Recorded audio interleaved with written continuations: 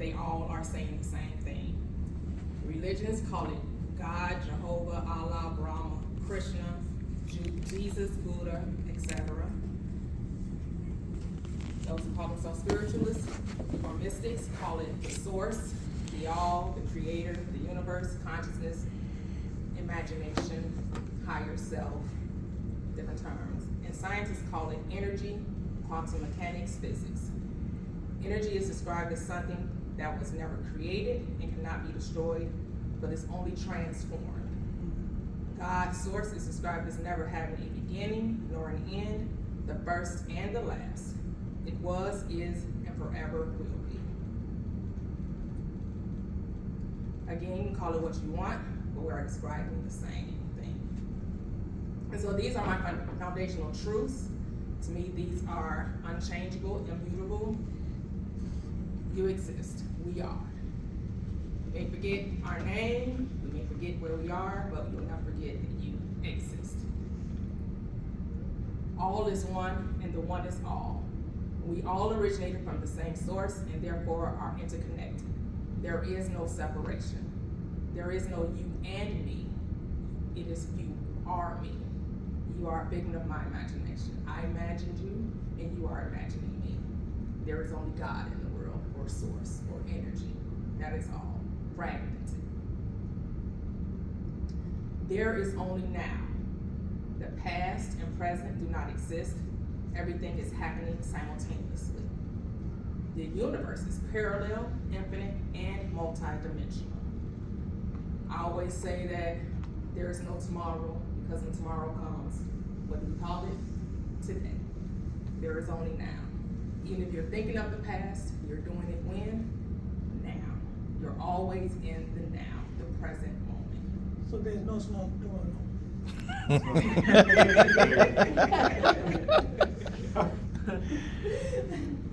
What you give out, you receive back, multiplied, magnified.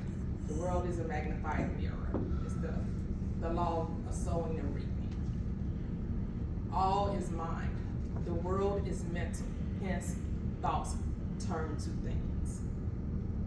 Love is all there is. It is unconditional and no respecter of person. There is only God, good in the world. There is no source for evil. Now there is misappropriation of the law of good, but there is no source of evil. There is no good and bad, only thinking makes it so.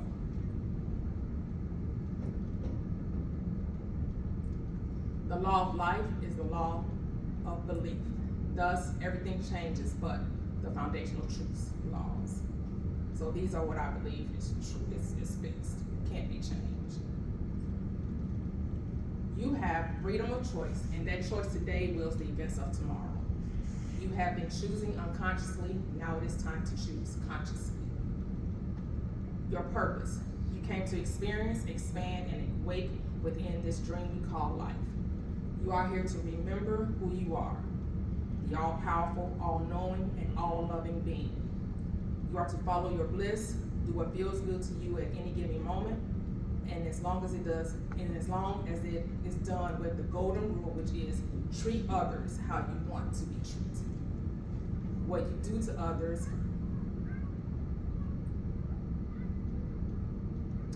to others, you are doing to yourself, because there isn't any other. There is only God, source, and you are that God source, individualized, a fractal part of all there is. So you want grace, then give grace. You want love, then be loving. You want to be shown compassion, be compassionate. You want forgiveness, then be forgiving.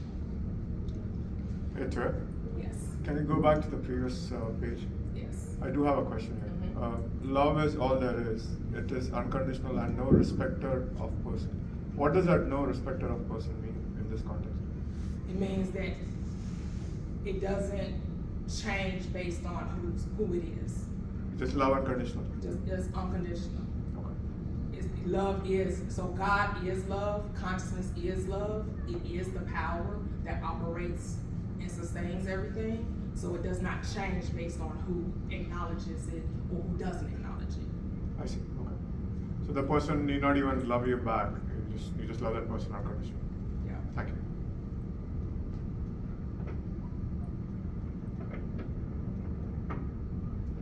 And so these are definitions I have come to understand, and they kind of go against what the world's view is. And so I don't waver from these definitions. I am purposeful about maintaining and being aware if I'm living these perspectives. So we'll start with forgive. Forgive means to give forth that which you would like to receive. It is not about feeling sorry or apologizing, nor about guilt or shame. In essence, it is about forgiving, not remembering any past hurts or wrongs that anyone has done to you, because before they did it to you, you did it to yourself. Everyone is just an extension of you, a projection of your consciousness. The world is a reflection of your awareness of being. The people in your world are just playing the role you have gave them based on your beliefs. A scripture I think goes well with this is, no manifestation comes to me unless the Father within me draws him. You are the magnet attracting all of your life experiences to you, whether they be good, bad, or indifferent. So forgiveness, it means to give forth that which you would like to receive. So it's encompassing of love. So when you forgive someone, you don't remember any past or anything they've ever done to you, because there is no other, right? You are the consciousness having this experience, and everyone else is just playing the role you've given them based on your concept of yourself. So I know when people in the world will say, I forgive, but I won't forget. I'll remember. I'm going to keep it in my back pocket. I'm going to remember everything you did. So I forgave you, but I didn't forget anything. That's not true forgiveness. Because true forgiveness is not seeing you as you once were, or remembering anything that you've done. If you're still remembering it, then you haven't forgiven. Because it means to give forth. Not to say I'm sorry, or not to say, because usually people say, I'm sorry, I apologize, but then they keep doing the same thing over and over again. That means there hasn't been a true change of forgiveness. It's called marriage. I think that's what it's called.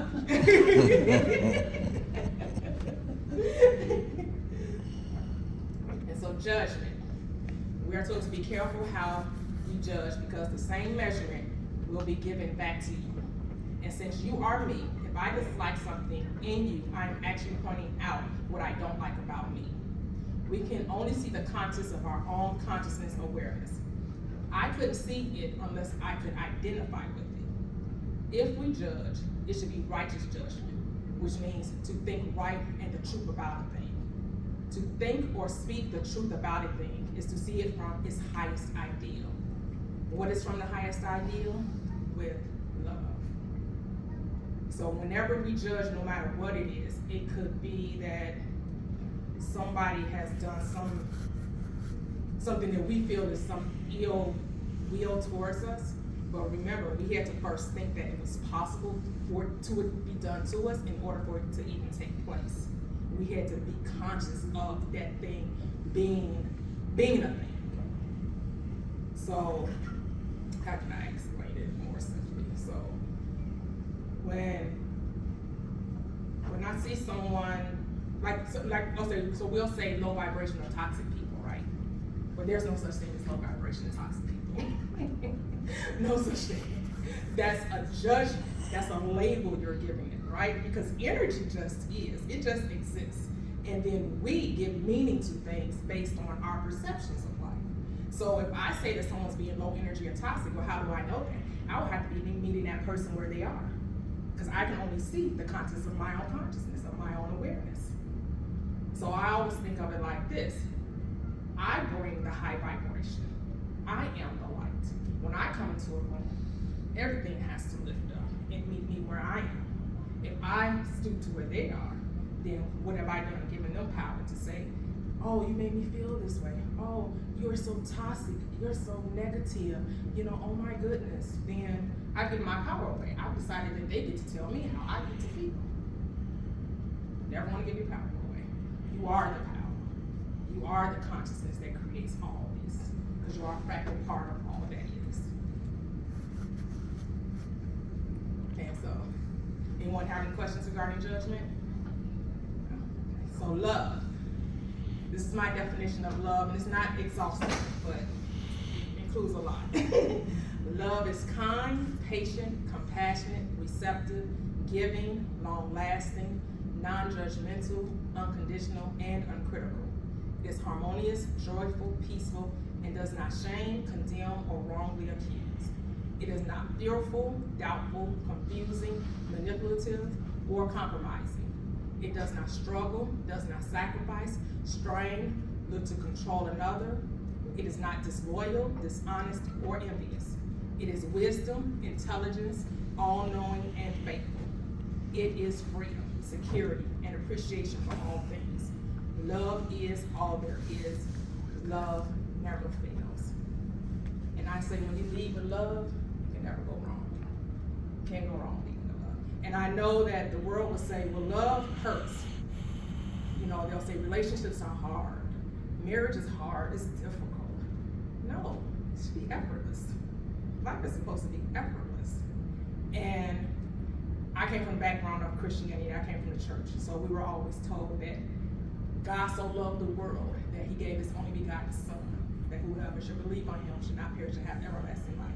So we believe that love was a sacrifice because God sacrificed his son for us. That was the understanding I had in the church. But then once I came to understand that the Bible was parabolic and metaphors and symbolism, and it's about the science of mind, it's psychological, then I understood that the sacrifice that we give is old beliefs, old thoughts, old negative way of thinking. That's the only thing you are to sacrifice. And you are not to try to coerce or persuade someone to be a certain way in order for you to feel good. The feeling good should come from within. The love starts here. When you love you, then you'll only see love. That's why I said I wanted to have eyes so pure that I couldn't behold iniquity, that I could never see anything other than love. That I always operate from the stance of love.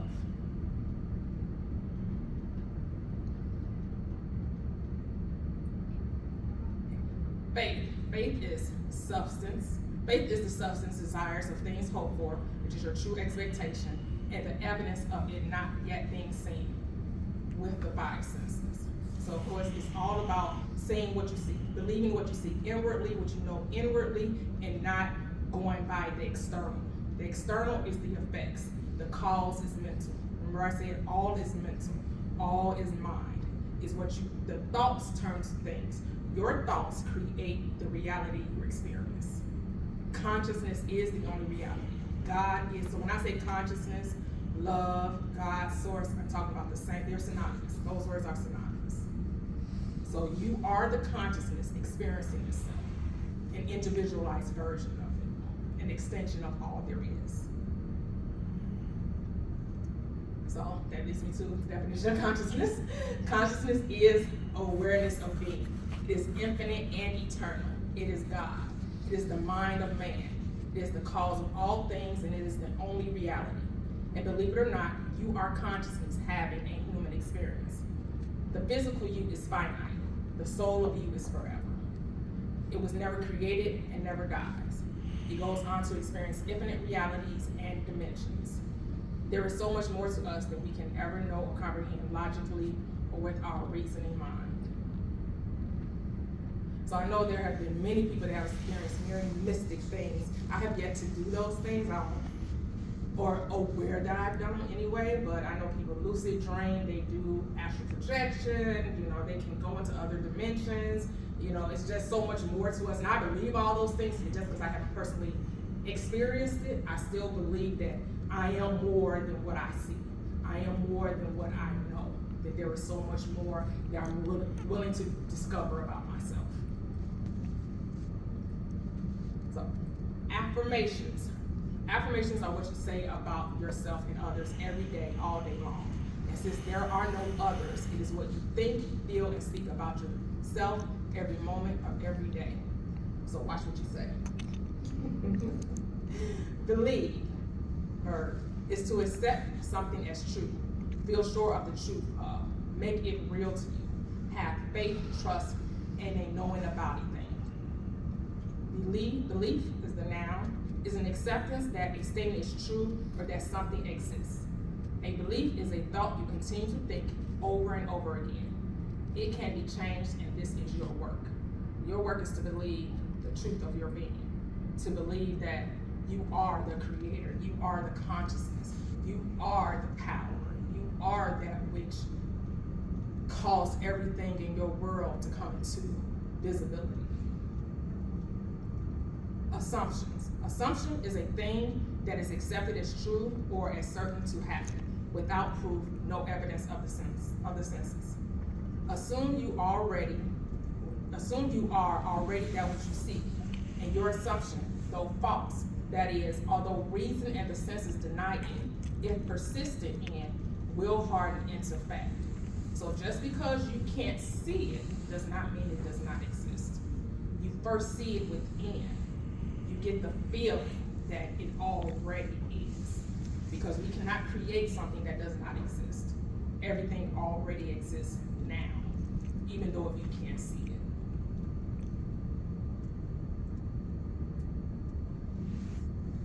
So prayer is gratitude, thankfulness, and praising for that which has already been accomplished, and not a begging or beseeching for God to do something that is already done. Prayer is an allowance.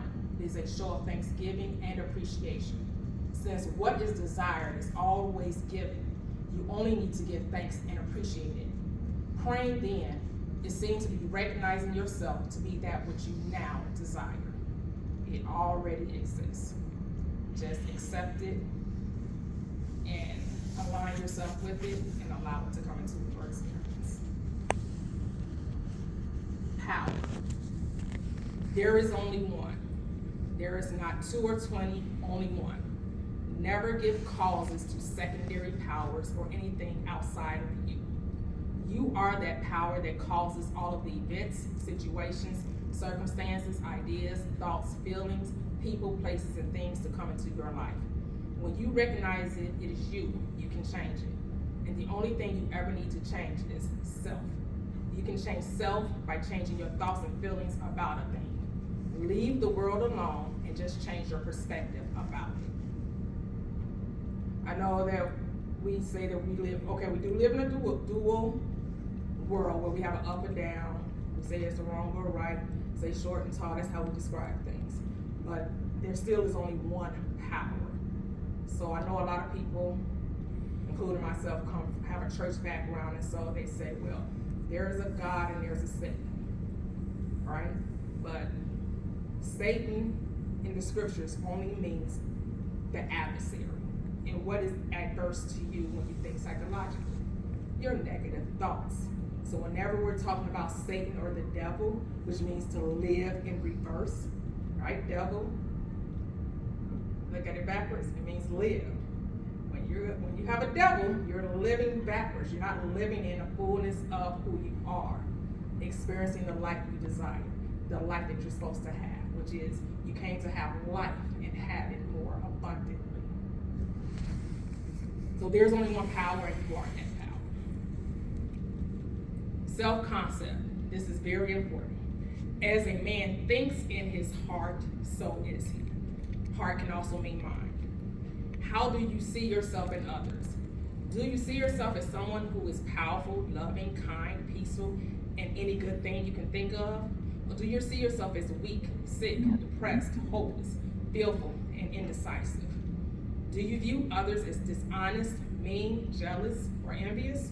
Or do you see happy, engaging, and delightful people wherever you go? If you are honest, the way you view yourself and others is the way you are experiencing this life.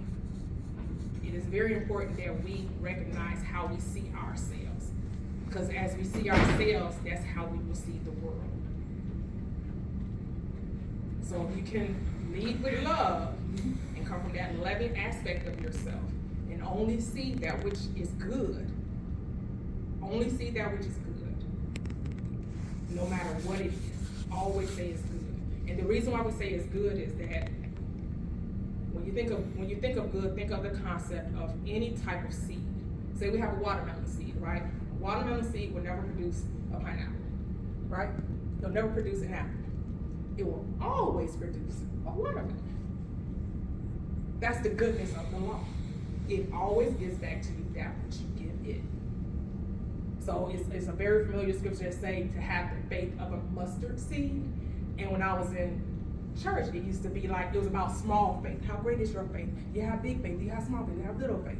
You're not going to realize it had nothing to do with how big or great your faith is, because everyone has been given the measure of faith, which also the Bible tells you that everyone has been given the measure of faith. You have enough faith that you need.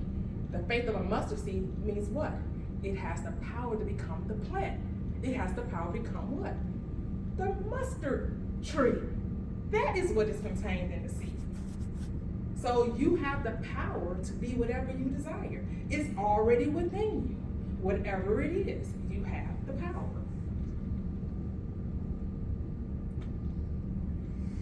A mental diet. Be careful what you think and feel about others, because they will show up in your life. If you are saying mentally within yourself that life is hard, life is a struggle, and I must sacrifice in order to get the things I desire, well, that is exactly what you will experience. You are creating laws for yourself that you really don't want to live by. You want to always affirm that which you would like to experience, not its opposite. For me, I say I want the easy life. I want it easy.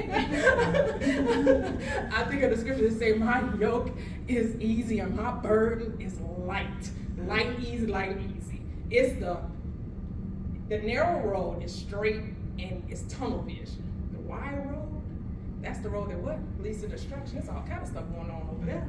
So you have to have tunnel vision. You have to stay on a narrow road, right? And then you'll acquire anything you want in life, as long as what? You persist in that belief.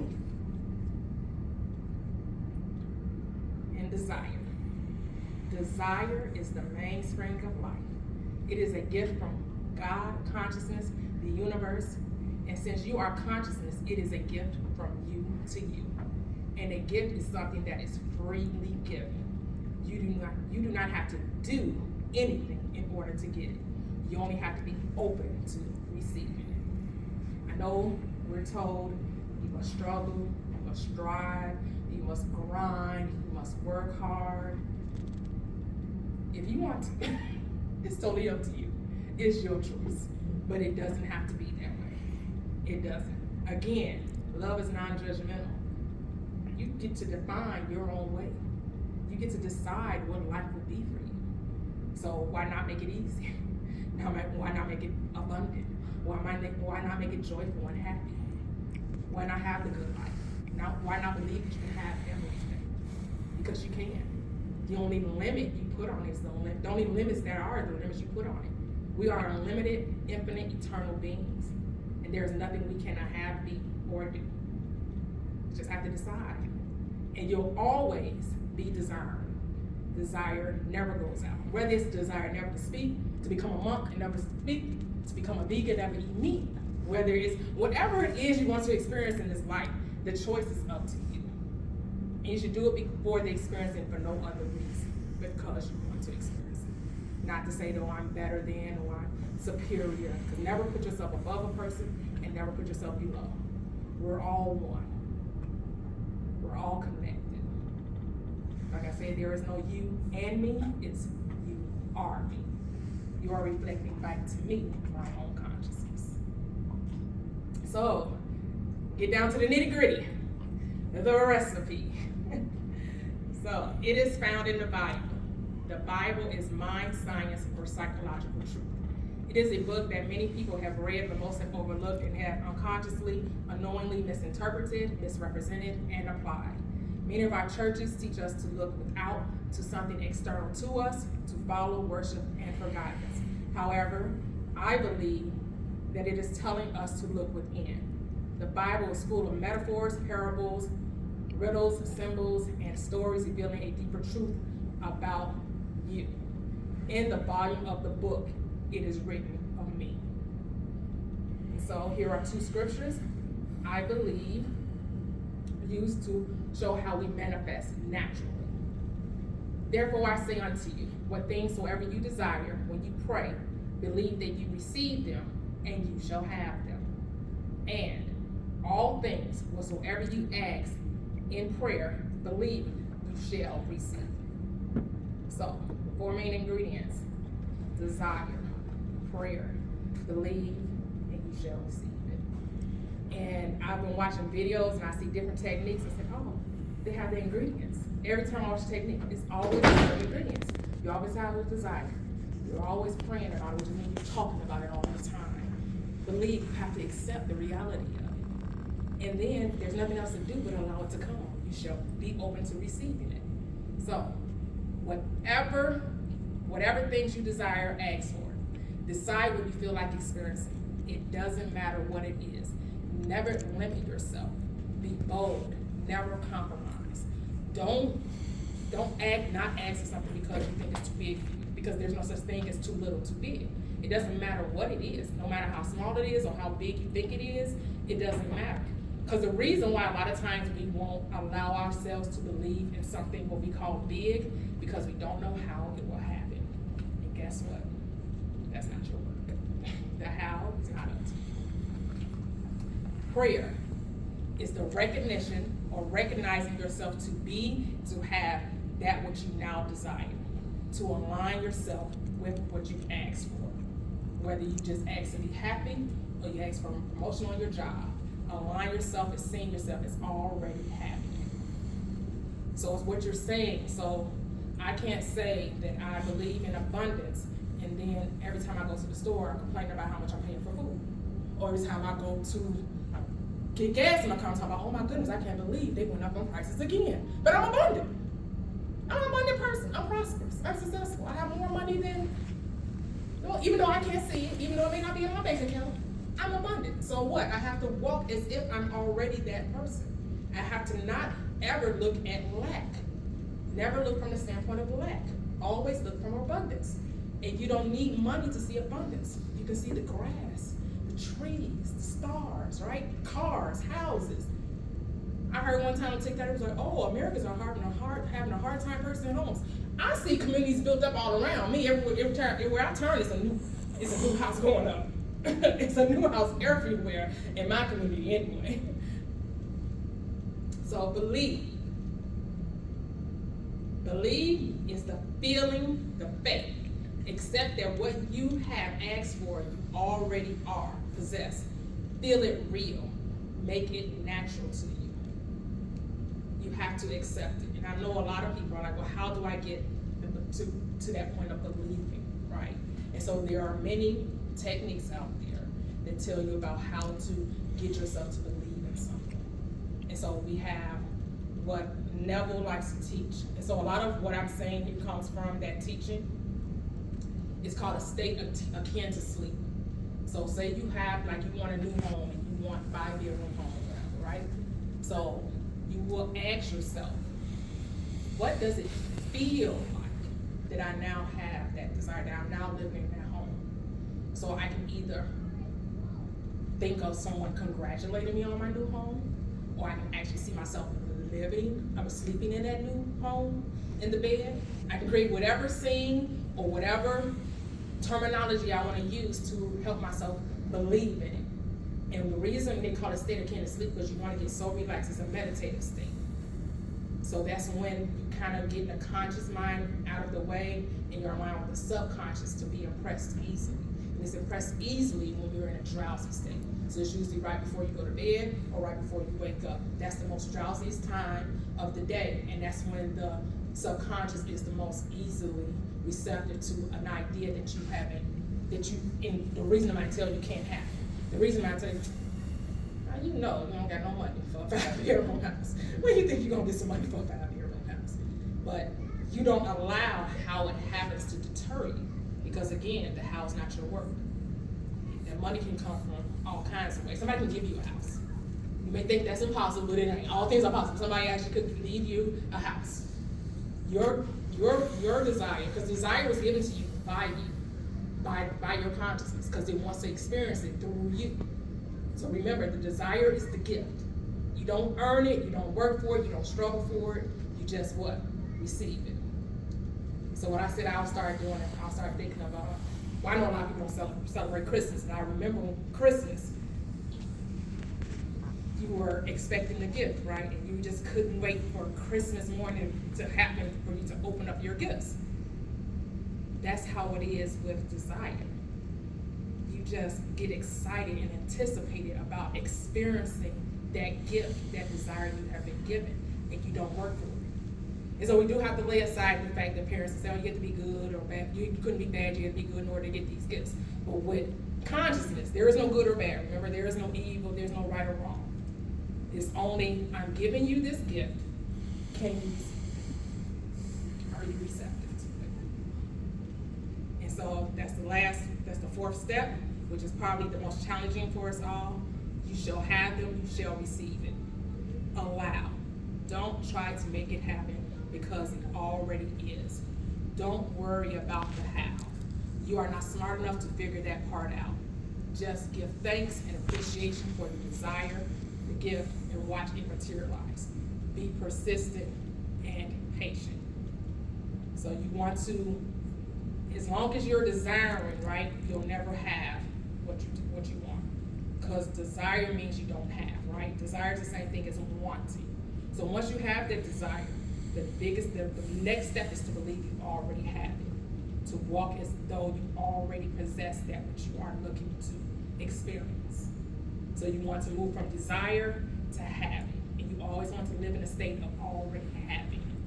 And you're not worrying about when it's going to take place, how long it's taking, in what way will it happen, because it's already done. If it's already done, all you're doing is what?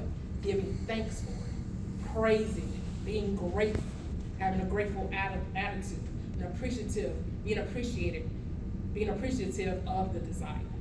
Like, oh, I'm so thankful. Oh my goodness, I'm decorating a house like this, and oh my goodness, big picturesque window, or whatever it is that you want in your home. You can think that way. Think about how wonderful it is that you have more room, more ways to decorate, and more things to buy, and just think from that state. Think of already having your desire.